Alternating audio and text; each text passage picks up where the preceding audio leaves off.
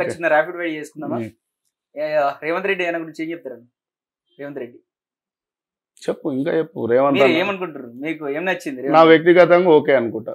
ఏం నచ్చింది? మంచోడు అనుకుంటా. పరిపాలన ఎట్లుంది? మంచిగానే ఉంది. నైస్ గుండు. బట్టి మంచోడు, గొప్ప బిడ్డ.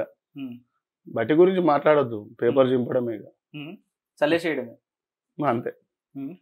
రాహుల్ గాంధీ అబ్బో నైస్, పెరుగులా అంటాడు, అన్నంలో పడుకుంటప్పుడు మంచి ఎనర్జీ లాంటాడు. మోడీ ఇక నేను వీళ్ళందరికంటే ఒక విషయం చెప్పనా, ఈ జెండా ఉంది కదా, ఈ జెండా మారినప్పుడు వాయిస్లు మారుతాయి. ఈ జెండా మారినప్పుడు వాయిస్లు మారుతాయి. ఇంకొకసారి వీళ్ళ గురించి అడుగుడు పనిచేసి మీ మీడియా వాళ్ళు వీళ్ళ గురించి, ఈ జెండా ఇవాళ నేను మార్చింది అనుకో, ఇంకో పార్టీ గురించి మాట్లాడతా. అభిమానం ఉంటుంది కదా, చిన్న విషయం. వ్యక్తిగతంగా అభిమానంతోనే అందరు ఇష్టమే. ఒరిజినల్ నాయకుల గురించి, ఒరిజినల్ వ్యవస్థ గురించి అడగాలి మీరు. ఇంతకుముందు చాలా ఛానళ్ళల్లో కూడా చెప్పిన, ఈ జెండా మారినప్పుడు వాయిస్ మారుతుంది. ఈ జెండా కప్పుకున్నోనే మళ్ళీ ఇంకో జెండా కప్పుకున్నప్పుడు చిట్టే నాయకులు వీళ్ళ గురించి అడుగుడు బంద్ చేయి. మీరు రాజకీయ నాయకులా లేకపోతే? నేను సేవకుని, నాయకుని కాదు సేవకుని. అక్కడ రాసింది చూడు, నాయకుని కాదు సేవకుని, అన్న అంటే ఆదరించి వచ్చాయి ఇక్కడ.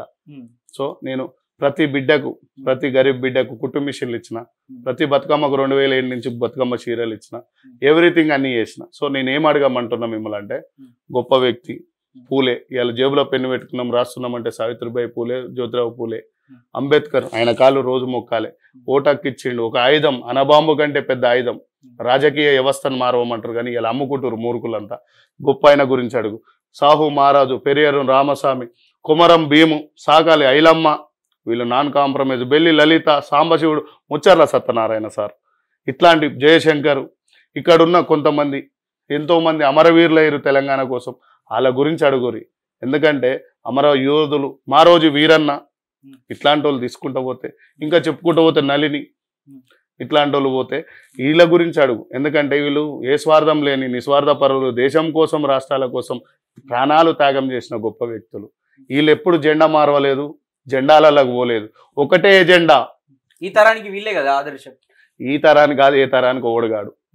నేను ఓపెన్, నా దగ్గర అంబర్పేట శ్రీనివాస్ యాదవ్ అనగానే ఓపెన్ మనిషి అంటారు.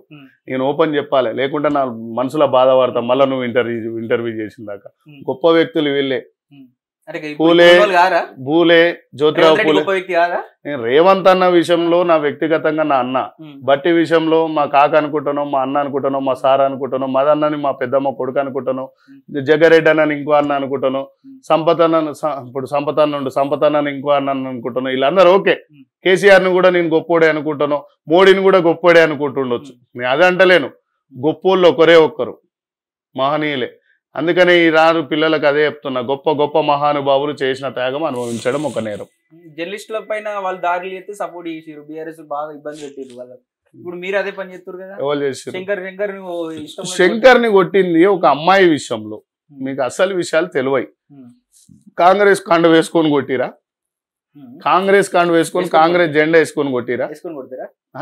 నేను ఏమంటున్నా అంటే, జర్నలిస్ట్ అంటోడు, పోలీస్ డిపార్ట్మెంట్ అంటోళ్ళు ఊరికనే ఏం లేరు. ఫస్ట్ పోలీస్ డిపార్ట్మెంట్ అన్న ఒక టైంలో ఒక తాన ఆగుతుందేమో కానీ, జర్నలిస్ట్ పుట్టల లోపల డెప్త్ వరకు పోయి కెమెరా పెట్టి చూసేటోళ్ళు. మీకే ఎక్కువ తెలుసు. ఏదో అమ్మాయి విషయంలో ఏదో సెటిల్మెంట్లో వాళ్ళ అన్నదమ్ములు ఏదో మాట వచ్చి కొట్టిరు. ఇక దాన్ని ఏంది, ఆల్రెడీ ఆ ప్లాడ్ ఏదో మిత్రుడు ఆల్రెడీ బీఆర్ఎస్ ఏదో మీడియా సోదరుడు ఆ మీడియాకు ఫేవర్ చేయడంతో, ఆ బీఆర్ఎస్కు ఫేవర్ చేయడంతో ఇది ఎవరు కొట్టిరా అంటే, ఇక ఆల్రెడీ ఉన్నదిగా అద్దం తెల్లగా చూపిస్తుంది, తెల్లబట్టలేదు, ఇంకా బుడి వేస్తే అయిపోతుందని ఇటు రేవంత్ అన్న మీద వేసారు. ఏం లేదు, అది ఉత్తదే అదంతా. రైట్, థ్యాంక్ యూ అన్న. మీరు అనుకున్న ఎమ్మెల్యే సీట్ రావాలి, మేము ఫ్యూచర్లో కూడా ఎమ్మెల్యే చూస్తాం అనుకుంటున్నాం. రైట్, ఈరోజు ఇది అంబర్పేట సీఎంతో ఇంటర్వ్యూ. మరొక ఇంటర్వ్యూతో మళ్ళీ కలుస్తాం.